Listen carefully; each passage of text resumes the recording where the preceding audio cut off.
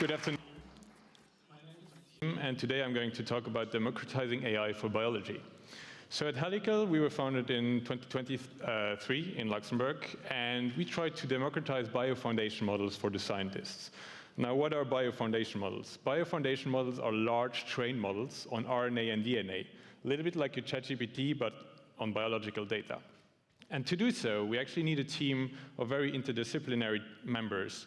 And so I'm very proud that together with my co-founders, Mathieu and Rick, we were able to assemble a team of highly talented specialists in the biology and the ML field, or AI field, to really combine these knowledges and create workflows or biofoundation models and agents to make the life of scientists easier. Now, to give you some context, I don't know how many here are familiar with the Moore's law, but basically Moore's law states that the compute will actually double in capacity every 2 years because of the transistors on the chip. And so for AI, you need two things, compute and data. And so what is very interesting on the left side of the graph, we actually see that the price of DNA, so whole genome sequences, so if you want to get your genome sequenced, costed about $10 million to $1 million in 2007. Now we are down to $200. What does that have as a result? Well, you get an abundance of data and diversity. And we think this is key to start a revolution on the large foundation models, which are trained on these types of data sets. Similar to data, or text, we'll see that these models will actually rise in sizes. So you see on the right side that the bigger the models are, the more data they get, the more performant they get. And we start seeing the same trends on the DNA side, which is the purple line on the right side here. And what does that mean? Well, we think that these models become more and more potent in actually extracting complex features and patterns from individual DNA sequences, which can then be leveraged to build what we want to call the virtual AI cell or virtual cell.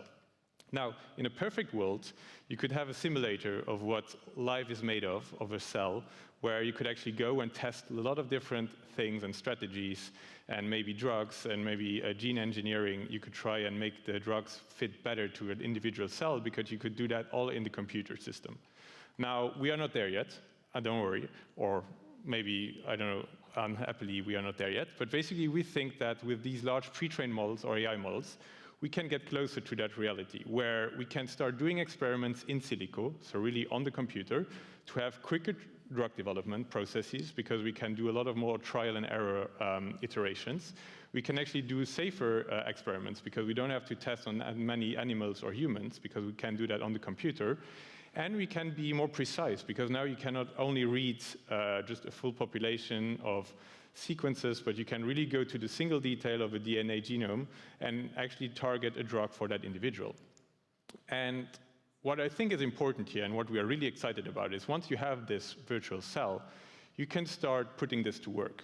And so, for example, a drug discovery or development process actually takes 10 to 15 years and over $3 billion to develop.